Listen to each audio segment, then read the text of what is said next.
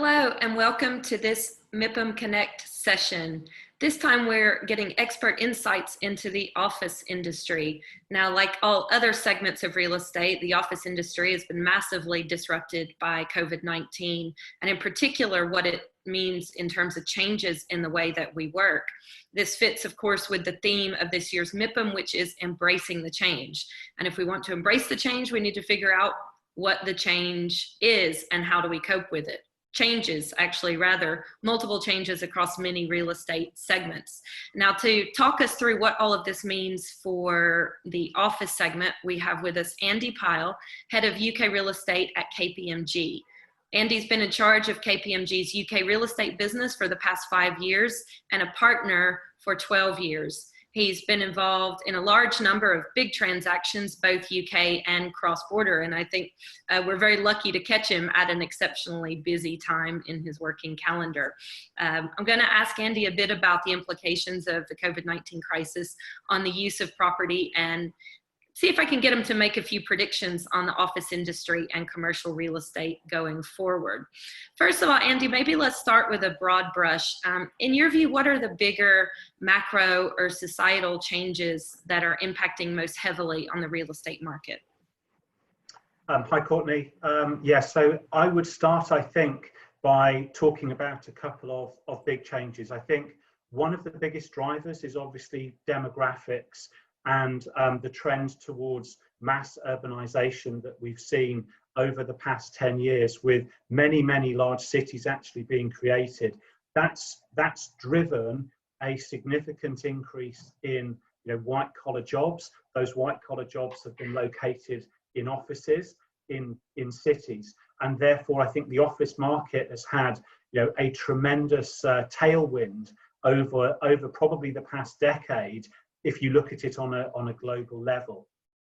And so I think now the question is going to be, to what extent does that tailwind sort of carry on, given that we have this sort of disruption of COVID.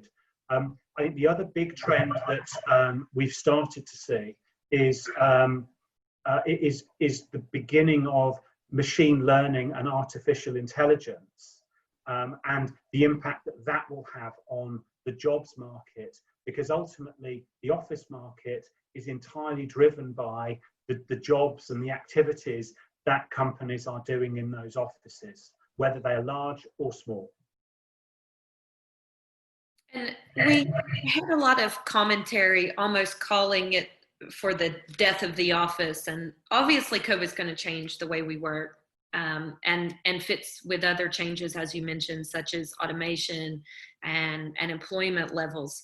Is the death of the office overstated? And how do you see COVID-19 changing the way that we work? Sure. So first of all, I don't like the phrase "the death of the office." I think offices are going to remain tremendously important for companies and as part of attracting and retaining a talented and engaged workforce. And I'm speaking here as a partner at KPMG, who employs 16,000 people in the UK and 200,000 people globally. So we see the office as being fundamental to how we do things. And whilst we've adapted, I think, incredibly successfully to this world of Zoom and Teams meetings, and much less face-to-face contact, there are certain things which are just easier when you can put people in an office together. That might be project work, it might be creativity, and trying to sort of come up with new solutions or to innovate. So I don't think the office is going to go away, but undoubtedly every major corporate occupier is sitting here at the moment where they're not in their offices, certainly in the UK and in many other countries, and the business appears to be functioning fine. And so I think the leaders of these businesses are looking very, very hard at their cost base and are challenging the people that are responsible for managing corporate real estate to reduce cost. So whilst I don't think that the office is going to go away, I think there are going to be some challenges that the real estate industry is going to see from major occupiers. And in general, I think that will be people working towards, over time, smaller footprints and more space devoted to collaboration and project work, and fewer large banks of desks in those sort of city centre locations. I think there'll also be a rise in workspace that is nearer to where people live, because I think one of the benefits of this lockdown has been people not actually having to commute, and I think that many people who don't have a great environment at home would prefer not to commute as much as they were before. So I think what we'll see is going to be fewer people commuting 5 days a week to do relatively routine tasks in a sort of a head office, but instead maybe going in 2 or 3 days a week on a rotational basis to meet their teams, to actually help to feel part of the organisation and in tune with the sort of corporate purpose, but actually doing the bulk of, if you like, their task-based work remotely. And how has this been hitting? I mean, the commercial real estate market, this obviously is extremely difficult to adapt to. What does this mean for yields, for investment? What is the actual impact right now, and what are the prospects for the future? Yeah, sure. So, in terms of right now, most companies and real estate owners are really intensively planning for this return to the office phase, which in the UK and in I think a number of other European countries is where we're at the moment. We obviously have to, and in doing that, we certainly as a business are looking very, very carefully to our colleagues, in China and many countries in Asia Pacific, because they're further ahead than we are, and so there's many sort of learnings I think that can be taken. But we're going to see, I think, a staged return to work. So one of the predictions some people have made is that COVID is going to lead to an increase in demand for office space because of social distancing, and I don't agree with that. And my reason is we're not going to see everybody return to the office straight away. Again, from a KPMG perspective, we are planning on returning in phases where the teams that really need to be together and the people who really need to work in a different environment from home for many different reasons, they will be the first people that will go back to the office actually at the beginning of next week. We'll then have more people progressively going back over the next couple of months. So we won't have a capacity problem in our office based on this staged return to work plan. So I think in the short term, there's very, very few transactions going on in terms of trying to assess the impact on values. I think office rent collections have held up very, very well. And so currently, my expectation is there isn't going to be a tremendous shift in values. But I think over the medium term, it will become clearer what's going to happen to the overall level of demand from occupiers. And if you do start to see some big occupiers removing 20, 30, 40% of their space, and those are the numbers that I've spoken to big occupiers about in terms of their aspirations, I think that will have a softening impact on both yields but also rent levels in these major markets. And one thing that the crisis has brought to the fore is the role of technology. I mean, obviously it's been important for a really long time, but with people working from home, companies needing to rely on technology even more. Yeah. What do you see as the role of technology in all these changes that we've discussed, and more broadly in shaping the built environment to make it future ready? Yeah, sure. So one of the things I do is I chair the British Property Federation's Technology and Innovation Working Group, and I sit on EPRA's Prop Tech Committee. So I'm a big believer in the role of technology in real estate as an asset class. I think it will be fundamental in the long term to the industry hitting its aspirations, and indeed what will become the legal requirements around the built environment being net zero from carbon perspective. I think in the short term, it's clear that technology is absolutely vital in this return to the office phase, because in order for people to feel safe in the office, actually having better quality information and data, which can be provided through a smartphone using technology that is integrated with the sensors in the buildings, looking at air quality, is giving people information about which areas of the building are particularly congested and which to avoid, and indeed what's going on with regard to the transport sort of networks, particularly public transport. So in the short term, I think there's a tremendous amount of benefit from technology to help people feel safe. And I hope that once people are very, very used to using this technology and these apps on their phones, my hope is that actually that just becomes embedded and just part of things that people do. And for those real estate investors who haven't been that engaged in this as an area, they'll begin to see that actually this is not a nice to have, it's actually important, because ultimately I think a smart building is a building which is safer, which will produce better well-being for the people that work in it, and ultimately that's going to mean more rent and a higher value for those sorts of buildings. So I think in the long term, there's just a tremendous opportunity to really embed technology at the heart of buildings and of this asset class. International capital flows reacting to the crisis, and what's your outlook for that? Yeah, so I think in the main, when you get into this sort of crisis, the immediate reaction is everyone tends to put brakes on, because the crisis creates a lot of uncertainty as to what's going on.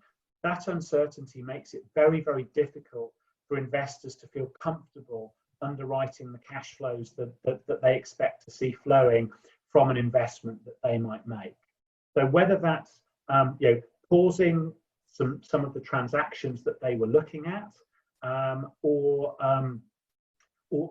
maybe not bringing forward a development that they were planning on doing, they want to, I think, have more visibility over demand. So in the short term, I think we've seen a significant reduction in transaction volumes in major markets. Certainly we have in the UK, but actually in the medium term, I think as investors begin to get more comfortable with the resilience, I think that will be proved out, particularly amongst offices, you're going to start seeing those transactions increase. I think on the development side, I would expect to see more caution, simply because people will be concerned about the amount of space that will be returned back to the market, so-called grey space, from tenants as they exercise breaks or as leases come to an end. But as far as investment is concerned, I've already can see some green shoots in the UK that this is starting to pick up. People are looking at deals, and so I do expect that to bounce back, as it always has done. And fundamentally, there are the wall of capital that we've all spoken about for years is still there. And if there is a little bit more stress and distress in the real estate market, there's also a wall of capital for people that will be looking at those sorts of opportunities to deploy, whether they are private equity investors or indeed some of the other big institutions. I think there are going to be opportunities for them to invest in, and they've certainly got the money to want to do it.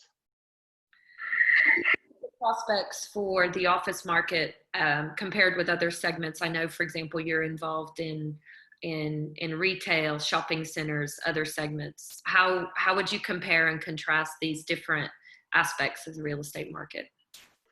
Sure. So I think the office market has seen far fewer challenges than we're currently seeing with regard to retail property. Even though the offices aren't being occupied, the businesses that were in there are by and large actually still, I think, performing reasonably well. And we're obviously just starting to go back to work. So I think the office market has far fewer challenges than retail. I do think over time we're going to see a shift to more flexible office, or offices being taken on more flexible terms.